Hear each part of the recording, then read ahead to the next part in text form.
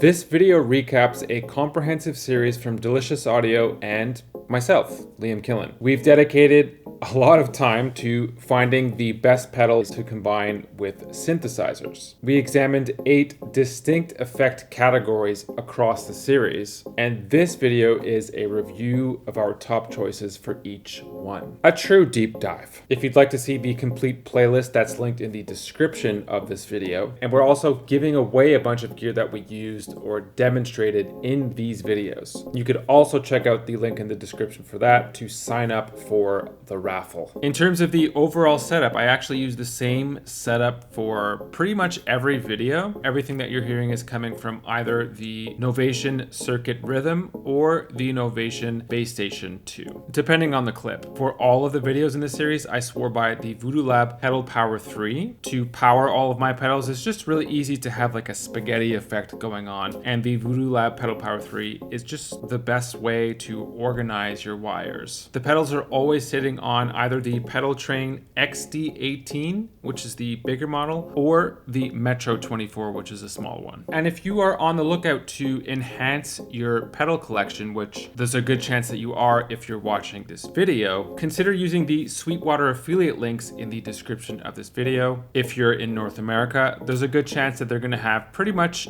everything that you need. So let's get right into it. My favorite pedals and why, starting with EQ. I went with the Empress Para EQ Deluxe Mark II. Let's get into it. Here's why. The thing I like most about this EQ pedal in this comparison, compared to like these beasts which give you such a clear visual of what's going on, sometimes it actually disservices you to rely on a visual. The Para EQ forces you to use your ears, which I think is a good thing. Here is the layout of the pedal from top to bottom. We've got our Q here, so more a fatter Q or a much more precise surgical Q.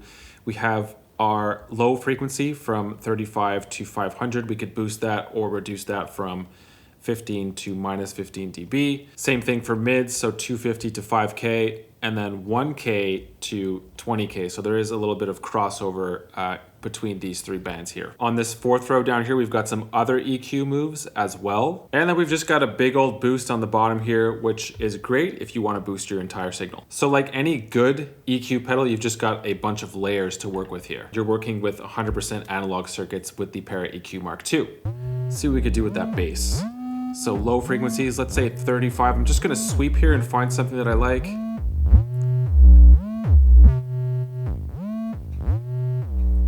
Mids.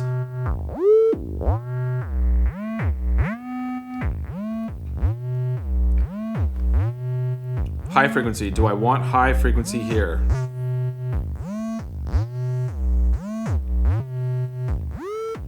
So without, with. Right, so that just breathes a lot of life into this. So obviously when we throw the drums in here, it's not gonna sound great because we're just adding an entirely new element. So you know what, let's restart this for a second.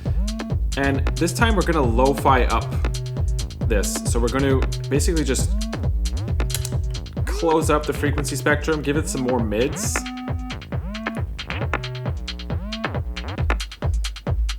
And drums are actually a great thing to EQ because it gives you the entire spectrum, right? So let's say I wanted to open up the high end and I wanted to focus specifically on those hi-hats.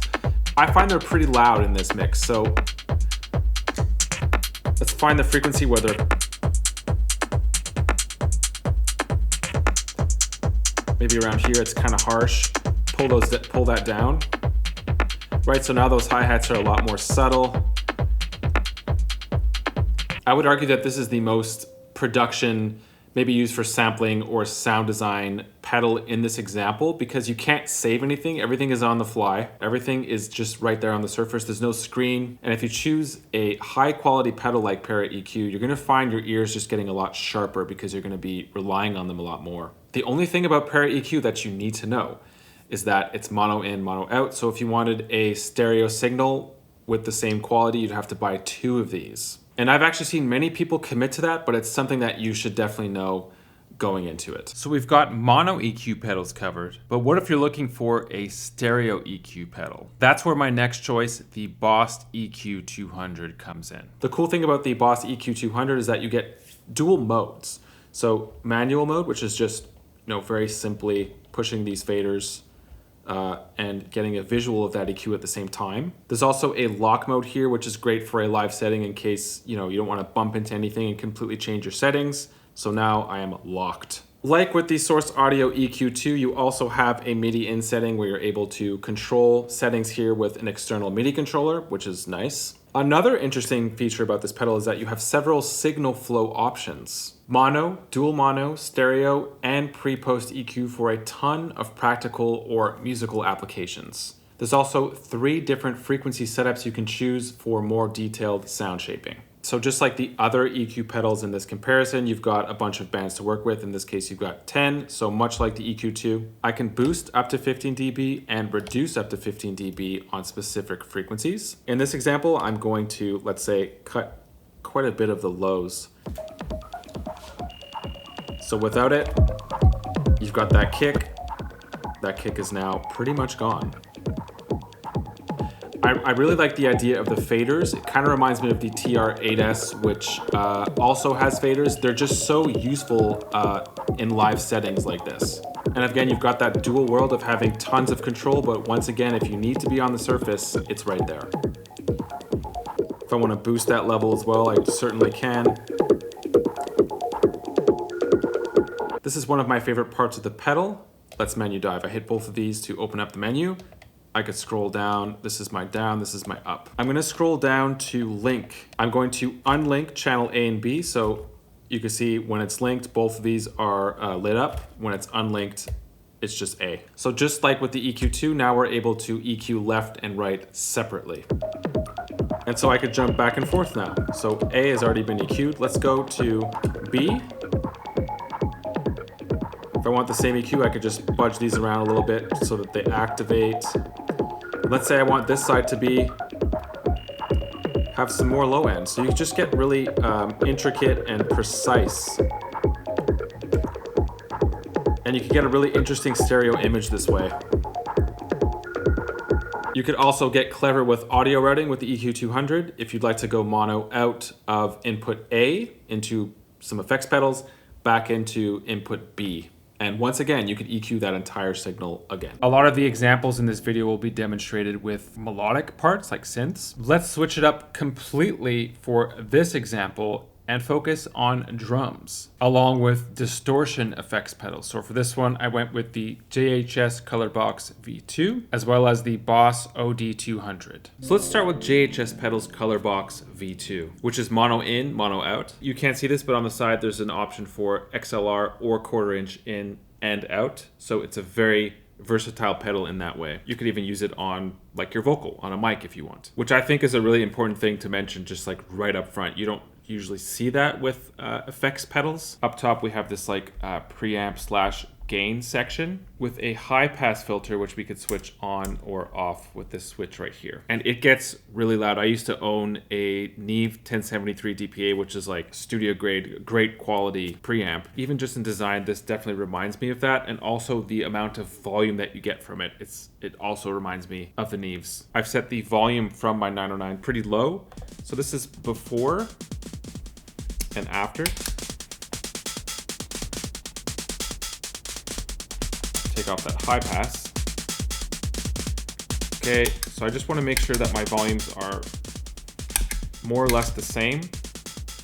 Okay, so now from there's this like step component, and this is where you get tons of volume, some overdrive perhaps. It's just right away. Sounds so good. I should mention that this is mono. If you wanted to get the full like stereo experience with this pedal, you'd actually have to get 2 of them, but 2 of them would be a killer combination. And of course, below that we have EQ as well. Let's just play around with that just to give a feel here. This is kind of where I had it set before. Maybe I want more mids. Like a super mid kind of lo-fi mix with more gain.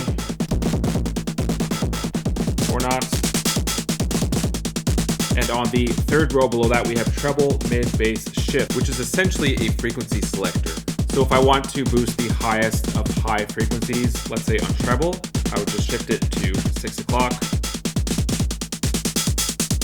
It's getting a little bit harsh though. And if I wanted to boost, let's say the lowest of low frequencies. That's how I would do it on bass. And that's called parametric EQ. So to sum it all up, this device is like having a top-notch studio console preamp with a studio-grade 3-way parametric EQ section and a powerful gain stage that can create anything from saturation to fuzz. Next up is the Boss OD200, which, like all Boss pedals, gives you like the meat and potatoes of what you need in whatever effects that you're covering. It's mono in, mono out, and unlike the Color Box, which is 100% analog, the OD200 is 100% digital. Just considering the names of the presets here, this is a pedal that's clearly geared towards and meant for guitar players. So presets like X Metal, Scream, and Blues. Let's just see what X Metal sounds like on this groove. So this is without X Metal. Here we go. It's pretty sick. And what does Scream sound like? Let's get even more drive on this. This is the pedal in this comparison where you could really step into any direction that you want, whether it's fuzz, overdrive, distortion. The presets really are just laid out in front of us. So going back to Scream, that's what it sounds like on this groove, but there's different types of Scream as well. So let's try the second one. Another one of my absolute favorites on drums is Stack Drive. Let's hear it. It's just absolute dirt. Let's open up the toms.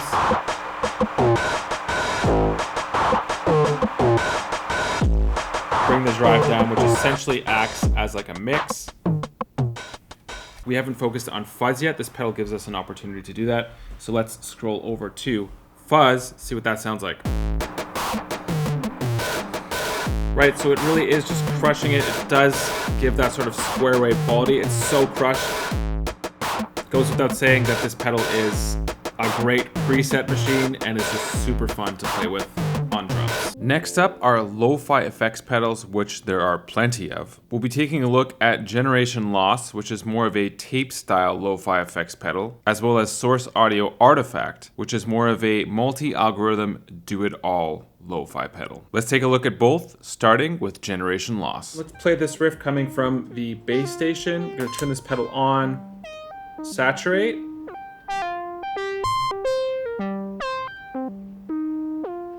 Maybe add a little bit of noise here. Heavy noise. There's also flutter and wow, so let's turn this up. As well as failure. So this is like as if the analog device is just completely failing on us. It's like a broken analog device. And you can hear it almost as if like the tape is sort of skipping on us. It's doing that sort of thing. This model knob changes the sound substantially. So what I'm sifting through here are different types of tape emulations. So things like a Walkman, cassette, dictaphone, camcorder. So you're just getting all these different analog textures. Oh. Kind of like this one. Take the saturation down a bit. Turn it off. This is where we started. It's just completely different texture. So at this point, whatever tape machine is being emulated is a complete piece of shit. Now there's some other examples of this lo-fi analog device emulation in this collection, and it's right here in front of us, Source Audio's Artifact Lo-Fi Elements. The first one we'll look at is radio, so let's play this new riff, and I'm gonna turn this on. That's the sort of effect that we get. So modulation depth, if I turn that up, I could change the rate of that modulation as well. So this sort of gives us like a tapey quality, not quite. So it's almost like a warbly quality. Destruct. This adds like a sort of noise.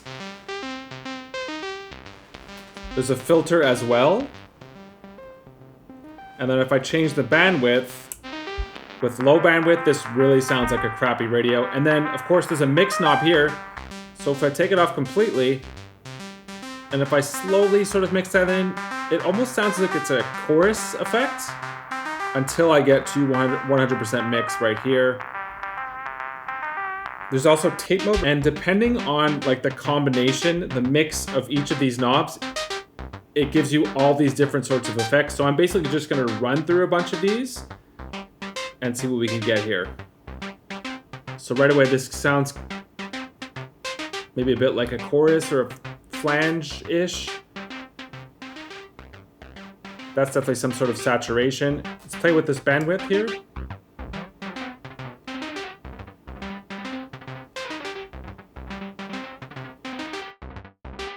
Some sort of slappy delay.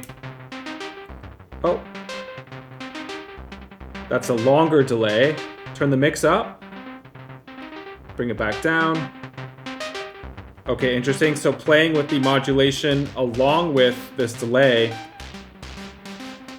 if I bring down the rate or bring up the rate of this modulation, that's affecting the delay that's happening here, right? So there's just so many different options that we could go with here. That's with no mix. Let's bring the mix back up again. This is all within tape mode. And if I spin this over to vinyl mode, let's see what this gives us. So I'm going to turn all this back down. Destruction seems to be some sort of vinyl noise. Now we're sounding more like a broken vinyl. Turn the mix up. So that's the flavor that we're adding to this riff, the initial riff. Ooh, stepping into some phasery territory. So this sounds almost more like a guitar pedal. I mean, it is a guitar pedal, but it does work well on synths. Let's bring that release up. Let's see how it reacts to longer notes. Okay, we've got some warble action going on here, right? So we're basically recycling similar effects that are happening here, but it's just a different flavor. I would say that this is leaning a bit more into guitar-y world, in my opinion. This is, I think, better for synths. Next is modulation effects pedals. And for this, I chose the Walrus Audio M1. And here's some more on that. This pedal is stereo in, stereo out, also has MIDI in and out, which is quite impressive for a pedal that's this size. What is it that makes the M1 unique? The answer is the quality of the effects kind of sets it apart. High fidelity, so hi-fi, but there's also a lo-fi knob right here. This is a lo-fi pedal. I find that all of these effects just sound more lo-fi, especially with the addition of the lo-fi knob right here. Let's just go ahead and play it on this insane riff. This is without, let's turn it on. Here we go. Right, so there's some reverb in there, whichever effects we're on. What are we on? Tremolo, phaser. There's different modes for each of these as well.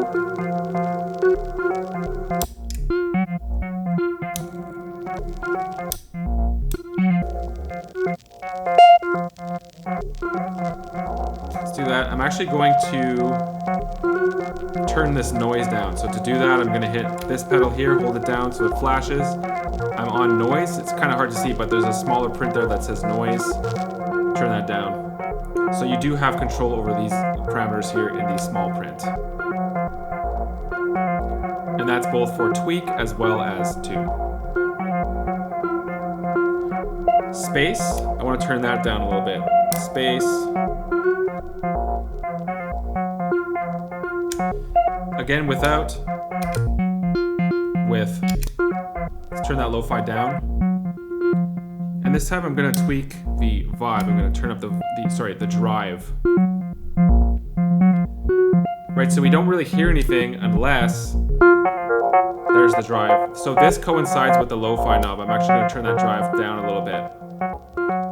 Next effects topic is reverb. And for this one, I went with Chase Bliss CXM 1978, which is just such a beautiful reverb. Let's get into why it's my favorite one I covered in this series. Upon the release of this pedal, especially on social media, everyone just lost their minds just because of the aesthetic. Motorized faders, which yes, is extremely cool. These faders definitely change the experience of the pedal, and I would say identifies this in this comparison as the most tactile pedal of the bunch. And I just find that the workflow is really unique and interesting, in particular with like the combination of these three knobs here. So outside of every possible combination here just sounding absolutely awesome, you could see here on the left in the small print, reverb, time, bass, and mid. So these are all tied in together. So I'm gonna throw the reverb up to a ridiculous amount on these drums. So bass, let's throw the bass up. So we're hearing the bass, more bass in the reverb, and also just a ridiculously long reverb time on that bass as well. Same thing with mids, works in the same way. But then we have this like cross EQ here. So let's say if the bass is back up, we're choosing which frequency we really want to accentuate. So it's like all of these three work together, which is really interesting. It's a workflow that I wasn't super familiar with before this. So I find that you could just really dial things in with these three faders here. And that's pretty basic. There's a few Easter eggs that I like to get into with this pedal as well. There's a sparse mode that engages if you set to Hall mode, so that's red, and if the diffusion is set to low, which will sound kind of like a cloudy cluster of multi-tap delay.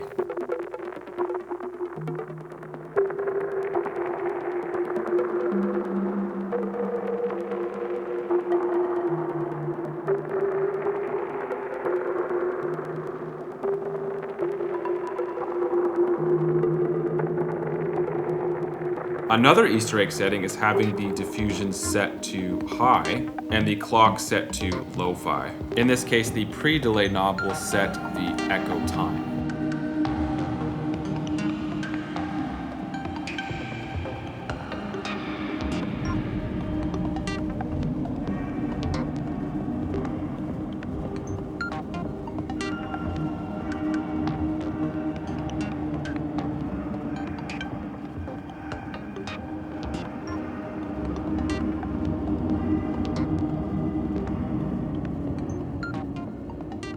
The next category is delay. For me, this was kind of a toss-up in between the Empress ecosystem and Meris LVX. And in the end, I went with Meris LVX. Let's look into that with a bit more depth. This is a new generation multi-algorithm delay with a modular approach. Modular in the sense that there are many modules that make up the sound of any given preset or delay that you're going to be using. The thing I like best about this pedal is that you have an option between 6 surface level hands-on controls. So you have 4 assigned controls right here: time, feedback, modulation, as well as mix, and 2 favorite parameters per preset. You're actually able to change these as well. You could assign different parameters and bring them to the top of the pedal here. So we're currently on the misdirection preset. If I tap on this encoder here, this is where the modulation part of the pedal comes into play. I could scroll through these: preamp, dynamics, delay, filter. On this particular preset, there actually is no filter. So if I wanted to add one, I could just scroll through here. Let's say a comb filter, and then I could scroll through here. There's even more parameters for me to change, to work on. Mix, looper, modifiers, like there's just so much here to work with. It's MIDI and CV compatible, and there are plenty of presets here to choose from. What I like to do is choose one that I like and then sort of build on it. The delay sounds that I tend to fall back on with LVX, which we're going to look at in a second, are the ones that have pitch in them. I really like the pitch parameter. The cool thing about pitch, especially with a monophonic synth like the bass station, is that you could turn it into like a harmonic thing. So let's play a riff here, and we're gonna see what's going on underneath the hood. So this preset here, it's called Isochronous. Wow, it's very intense. As you can see, there's a lot going on. So let's see. First off, on the surface, we have pitch. So if I wanna change this,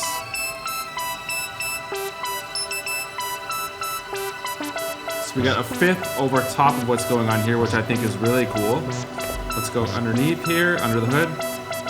I could change the type of delay.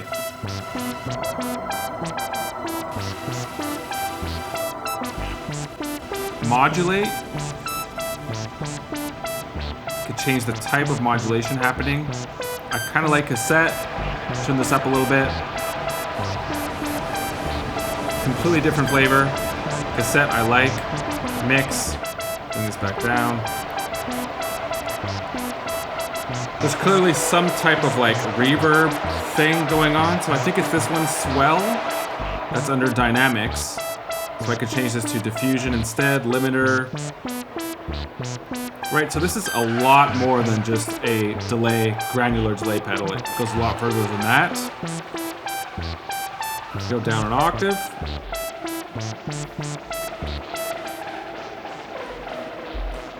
Right, so now we just have a completely different texture over top of this riff.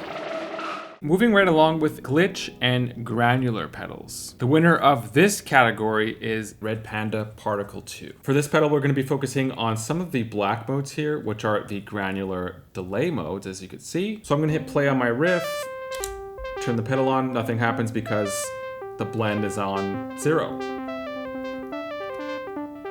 I'm going to turn blend up full blast so we could really hear what this delay is doing. If I turn the chop down to 0, it's taking a tiny, tiny little part of that sample. I could take a much longer part of the riff as well. Let's turn the blend back to maybe 50%. And past the 12 o'clock mark, we step into, that's called auto freeze mode. So we're actually going to stay out of that mode for now. Feedback makes copies of the input, and Preamp is a parameter that's different depending on the preset or the setting that you're on here. So let's turn up Preamp.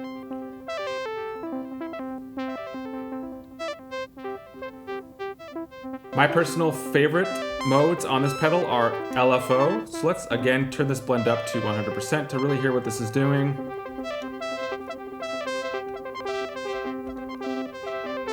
Let's take a smaller chop.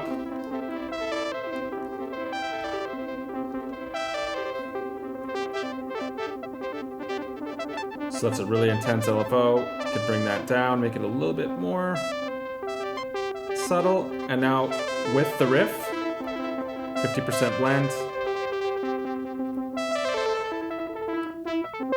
Kind of has a mind of its own. Let's go to random. This is my other favorite.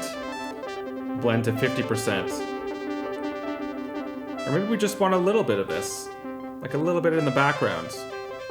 Now we're getting into the multi-effects pedal category, which will actually be split into 3 categories. We've got the Hologram Electronics Chroma Console, which has more of an organic flavor or touch to it. There's also Empress's Zoya, which has more of a modular flavor to it. And then there's Polyen Mess, which steps more into the creative category. So let's start off with Chroma Console. So I'll hit play on my riff. I've got this sort of dub techno stab going on. So this is before any effects coming from the Chroma Console. Let's turn it on. And right away it just lights everything up. So there's a lot going on here. I'm actually going to bring the mix down on everything and just slowly bring it in. So the first one we've got Sweeten, which is quite subtle. You could change the darkness or brightness of the Sweeten. Okay, from here we have pitch, so this is obviously a little bit less subtle. If I want something down the octave, I could bring the rate down to 0. Something in the middle, or anything in between, so something a little bit more atonal. Third mode we have space, which is essentially reverb. And the fourth one here, we have interference, which gets pretty intense as you mix it up. Next is Empress Zoya. If you're already familiar with modular synths, then this is something that will be up your alley for sure. There's a lot of patching going on in between effects. So let's take a look. This is the before, this is the after. It's so much different. And what I love here is that you have so much control. I've included a tonal control here, so I have tons of mids coming out if I want to bring that down a bit. Take away the lows, maybe make it a higher frequency. I love that I have that control. I've combined tone control as well as overdrive and distortion and compression. Again, I just have so much control here. Each of these buttons is a parameter for whatever effects that I've added in here. So as you can see here, I have a compressor, which the ratio is pretty high. I've also got a granular effect here. I could change the granular grain size. What does that do? Oof, that's so cool. Maybe change the granular texture, make it a little sharper. let's say if I want to go up, I can do that. Just getting into Mickey Mouse territory, and then up in here to something completely different. Let's bring it down. Maybe 50%. And then over top of this, I have Ghost Verb, which is like a signature sound of Zoya. The mix is currently at 58. If I want to bring that down a bit, or if I just want to wash it out completely, I could do that as well.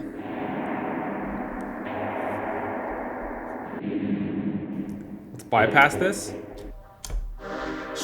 It's completely different. And now we'll take a look at Poly and Mess. Here are the effects that I've chosen. So I have a saturator here on the first effects, which is just 100%, it's maxed out.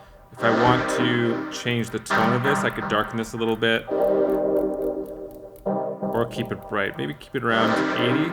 I think that sounds good for now. Next I have, under the pitch shifter category, I have tonal, so tonal pitch. I could pitch this up the octave if I want. Let me just bring this mix up. So that's cool. There's also like different qualities.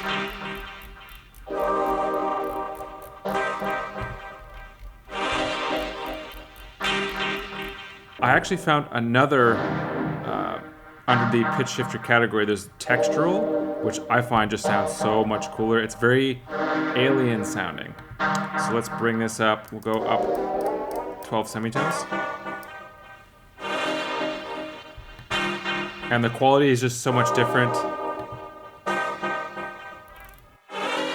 If you want to go just completely atonal, again into more of an alien sort of territory, you could play with the quality to taste. Maybe just add like a tinge of that, so the tonal quality still comes through from the original sample. I have warped reverb, so let's see what this sounds like. It has like a sort of ambient feel to it. Yeah, and it gives this sort of like calming, like breathing effect almost. This next effect takes it into a completely different territory. Let's do that. Let's just have some fun with it. So this is a spectralizer. It's called Screamer. So let's just put a little bit of this mix on here.